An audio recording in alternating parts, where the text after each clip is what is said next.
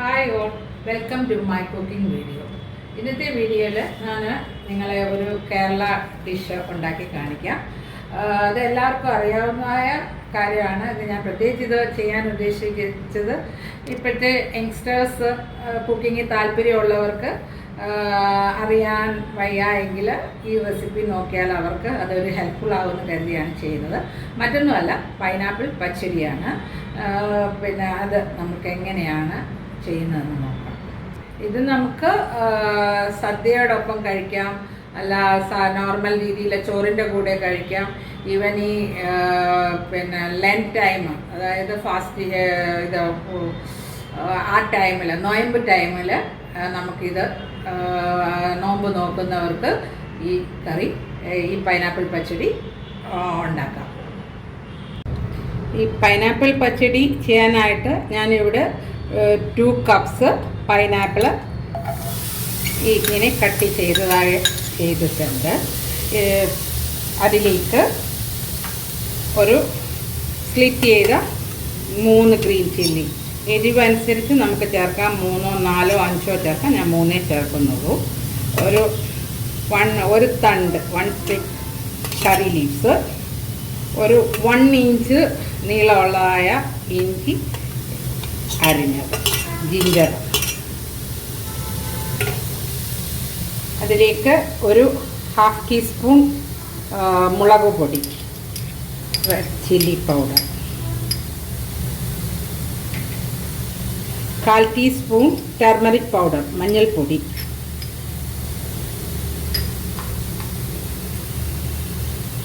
1 teaspoon salt, ഉപ്പ്,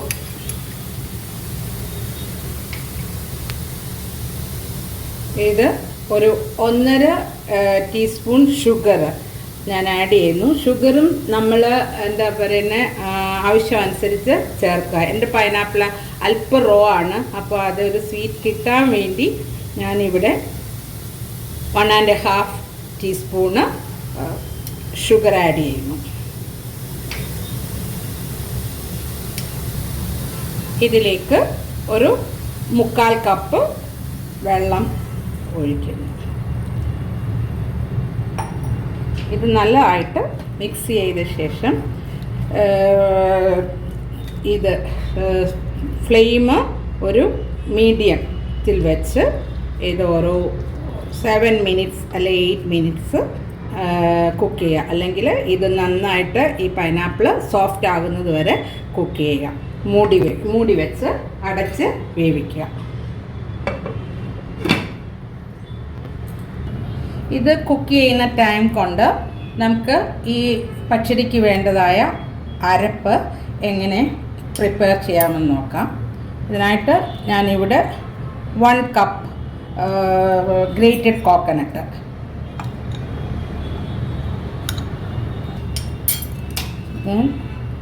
½ teaspoon mustard seed, ½ teaspoon ജീരകം, cumin seeds, പിന്നെ 2 ഗ്രീൻ ചില്ലി. അതും എരിവുള്ള പച്ചമുളകാണെങ്കിൽ 1 എടുക്കാം, 2, 3 അത് നിങ്ങളുടെ ഇഷ്ടം. പിന്നെ കുറച്ച് കറി ലീവ്സ്. ഇതിലേക്ക് ഞാനിപ്പോൾ ഇത് 1/2 ഗ്ലാസ് വെള്ളം എടുത്തിട്ടുണ്ട്. പക്ഷേ ആദ്യം നമുക്ക് കുറച്ചൊഴിച്ച് അരച്ച് നോക്കാം. നല്ല പേസ്റ്റ് രൂപത്തിൽ ഇത് ഗ്രൈൻഡ് ചെയ്ത് എടുക്കുക.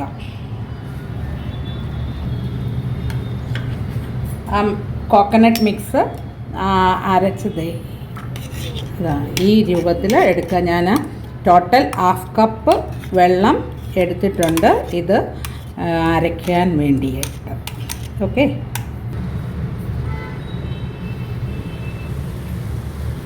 ഇത് ഒരു 7 മിനിറ്റ്സ് കഴിഞ്ഞു. കുക്കായിട്ട് നല്ല സോഫ്റ്റ് ആയിട്ടുണ്ട്. ഇതിലേക്ക് നമ്മൾ ആ കോക്കനട്ട് മിക്സ് അരച്ചത് ചേർക്കുന്നു. അതിനകത്ത് ആ മിക്സി നമ്മൾ കഴുകിയ അല്പം വെള്ളം കൂടെ ഇതിലേക്ക് ചേർത്ത് മീഡിയം ഫ്ലെയിമിൽ തന്നെ ഒരു 5 to 6 minutes അഗെയിൻ കുക്ക് ചെയ്യുക.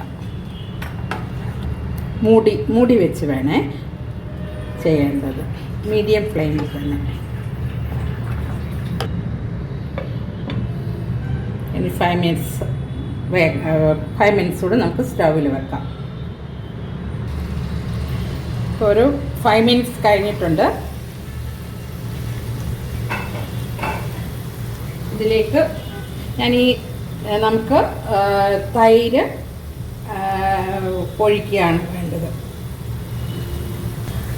ഞാൻ ഈ സ്റ്റൗവ് അങ്ങ് ഓഫാക്കുകയാണ്. അത് കഴിഞ്ഞ ശേഷം ഞാൻ ഈ തൈര് ഒഴിക്കുന്നത്. ഒരു 250 ml 1 കപ്പ് കേടാണ് എടുത്തേക്കുന്നത്.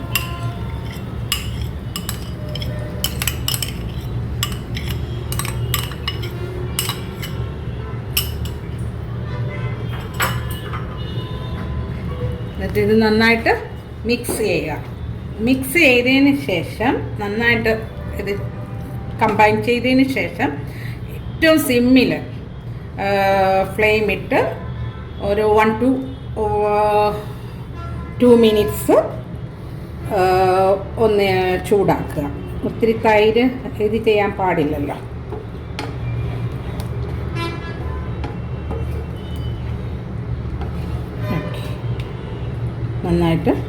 നന്നായിട്ട് കമ്പൈൻ ചെയ്തിട്ടുണ്ട് ഇതുമായിട്ട്.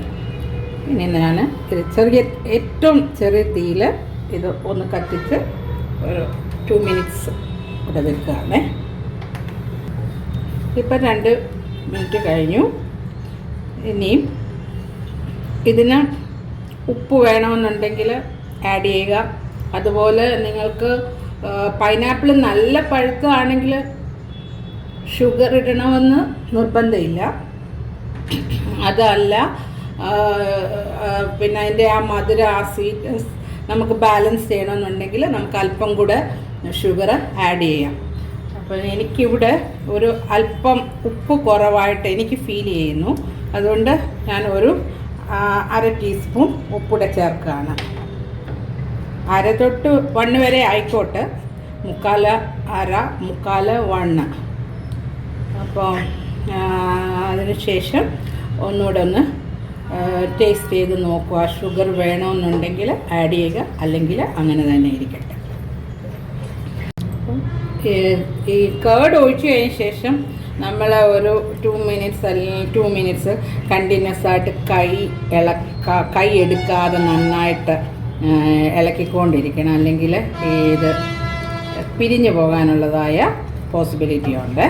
അപ്പം അതിന് കഴിഞ്ഞു. ഇനി നമുക്ക് ജസ്റ്റ് ലാസ്റ്റ് ഇതൊന്ന് സീസണിങ് ചെയ്യാം.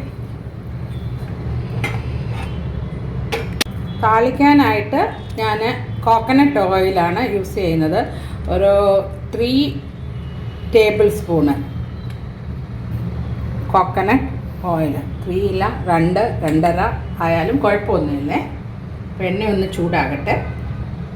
ചൂടായ ശേഷം അതിലേക്ക് ഒരു 1 ടീസ്പൂൺ കടുകിടുക. അതിലേക്ക് ഒരു 4 ചെറിയ ഉള്ളി സ്ലൈസ് ചെയ്തത്, പേലാനിയാണ് ശാലം.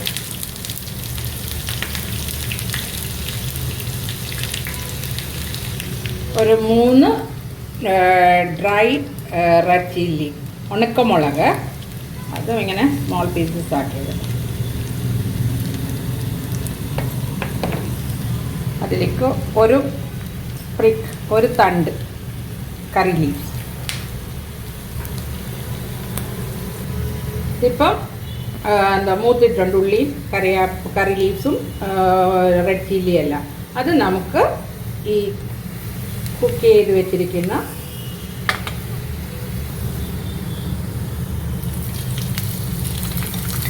ഇട്ട്